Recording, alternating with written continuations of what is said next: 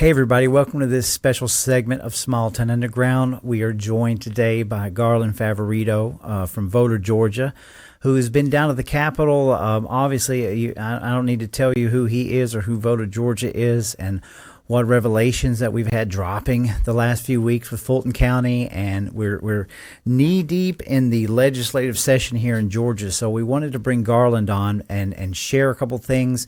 We want to get his insight on what he sees there on the front lines and what we need to be looking out for. And we'll talk hopefully a little bit about this Blue Ribbon Committee and this most recent kind of vote. So Garland, thank you for coming on with me, and I'm going to let you take it away. What do we need to know about this the legislative session?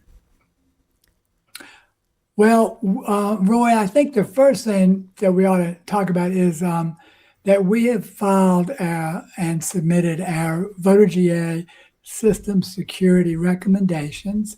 It's on the voterga.org studies tab right at the top. And those are our recommendations to the committee, which we gave them in November. And we identified 10 top recommendations. They would include things like hand-marked paper ballots and publicly recorded hand counts, removal of the ERIC system, because they are getting our PII, personal identifying information, and that's a risk to not only the voters, but they're also getting driver data. Mm-hmm. And then we recommended to get back off of Salesforce. We should have never gone there in the first place. All of our voter data is in a cloud that is outside the control of the Secretary of State and everyone else in Georgia in the event that they decide to take the voter registration database down. They've done that before. These third parties have for political purposes. So those were three of our big recommendations. We wanted to make sure that the state election board is completely independently funded. We have wanted a little bit more transparency in the elections, less cost to getting ballots, that type of thing. But and those are just a few of the things. One of the other things we wanted was an election court, so that a statewide election court, so that the election cases don't go through Fulton County, because we have seen what happens, when election cases get lost in the Fulton County judicial system. Right. So those are just a few of the things. There's probably another 5 or 6 that I didn't mention, but that's what we recommended to the committee back in November. Okay. And the committee produced a report yesterday, and they said that they were really only going to focus on the issue of the QR code. Okay. And because that's illegal, it's out of compliance. There's so many issues with it, unverifiable the voter. They're not funding it either, right? I'm sorry? They're still not funding that legislation, correct? Right. They've not funded that. So what we suggested, if you just use hand-marked paper ballots, publicly recorded hand counts, you really don't have much of a funding issue in that. Right. So that can be implemented with almost very little additional cost whatsoever. Mm-hmm. Secretary of State was asking for $66 million. Mm-hmm. But that's really not necessary. Right. So, so they produced a report yesterday. The one thing that I thought was good in the report, first of all, I didn't have much there. Mm-hmm. They just recommended continuing this study on.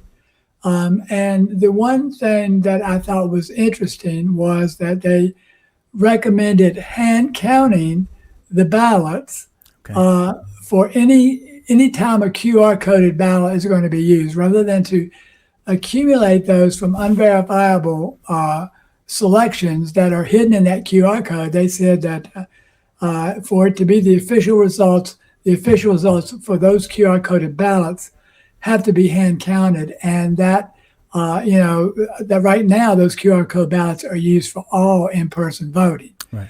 So I was pretty thrilled with that recommendation. There's a lot of other issues and folks have talked about.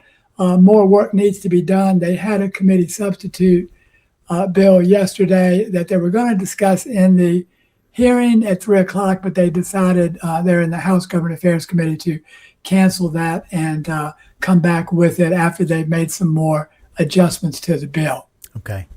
So they seem like they're taking their time, and obviously, Garland, because of the recent revelations that surround Fulton County, it seems like now our legislators are taking this pretty seriously. Would you agree with that? Are you getting less pushback and more people wanting to work through this election issue? Yeah, well, they have been taking the QR code issue pretty seriously. They haven't been willing to buy into Brad Ravensburger's $66 million upgrade. And, because we've already spent $107 million on the system. And why spend another $66 million? That doesn't make a lot of sense, just to make it compliant when it should have been compliant in the first place. Mm-hmm. So, bottom line is Brad Ravensburger made a bad selection.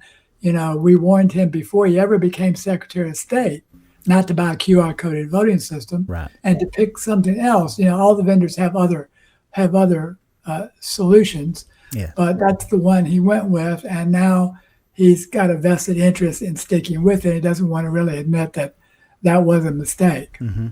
I find it very interesting that while we're seeing all this play out, and it's pretty much world headlines going on in Georgia, that Raffensperger and Chris Carr seem to be fairly silent. Even the governor of the state, they're not making many statements about what's going on here regarding election security. So I don't know if that's a telltale sign, but that just shows what we've been fighting against and up against for several years.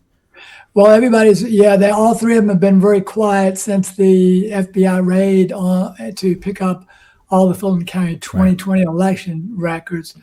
We had a little hand in that because we filed the original case on December 23rd of 2020, and we got a preservation order put on those ballots on, you'll never believe it, January 6, 2021, wow, which is when we first went to court. And the next day, the judge ordered that issued that order. Okay. So Thank the God order, for that. that order survived the Georgia Supreme Court challenge, where we won standing in the Supreme Court. And even after that, we still were not able to see the ballots, which have been hidden from public view for 5 years. Wow. Amazing, and so glad that you guys filed that, because who knows what had happened to all that information.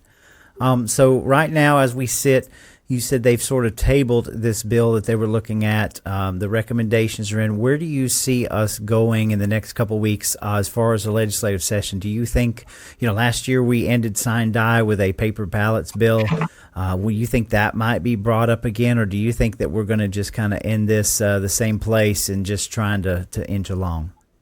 Yeah, it's hard to speculate, Roy. I honestly don't know where we're going. I think they want to do something. I was pretty encouraged by the fact that they had literally recommended to the General Assembly hand counting. So the committee seems to want to do something. They got some nice people on there.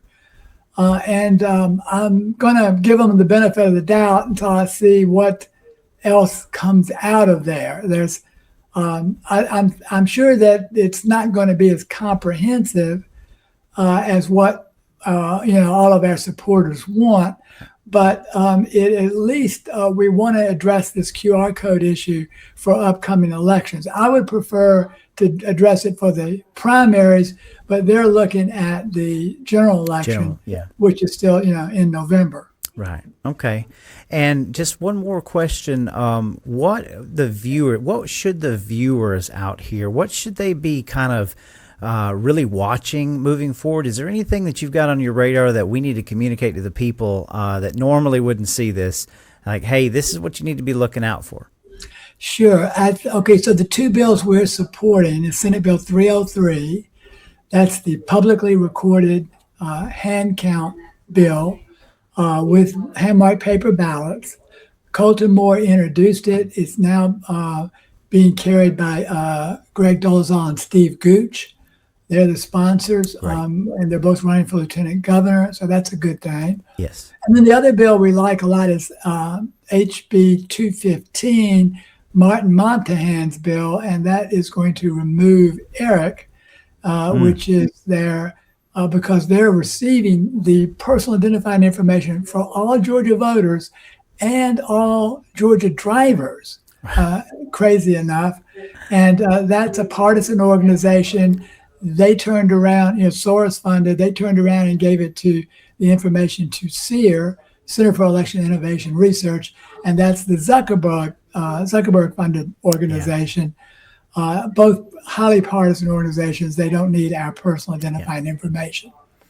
Absolutely crazy, Garland. I don't think people understand the scope of just how big and deep this is. So tell us how people can find you, how people can support you. Well, thank you, Roy. We're at voterga.org.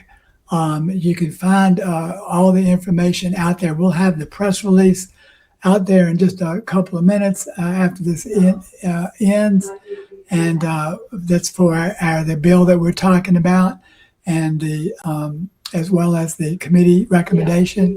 So you can read that. And we are an all-volunteer organization.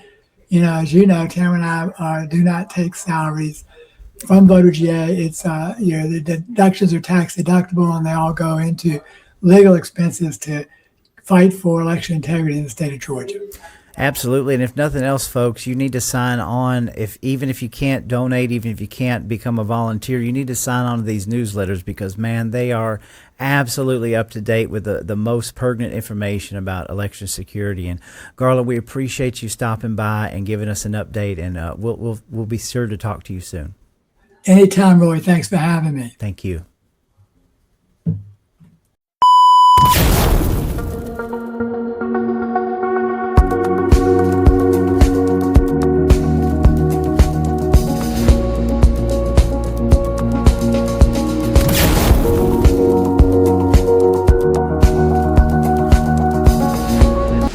Legalized unverifiable voting in 2000. Like you said to Trump, but they're getting beauty. They said, go out there and rob these houses and bring back the bounty, and then that'll pay your way. Because Republicans who get endorsement from Georgia carry that they mean anything. You can't sit on the sidelines any longer. You must get involved in the game. This is your sign.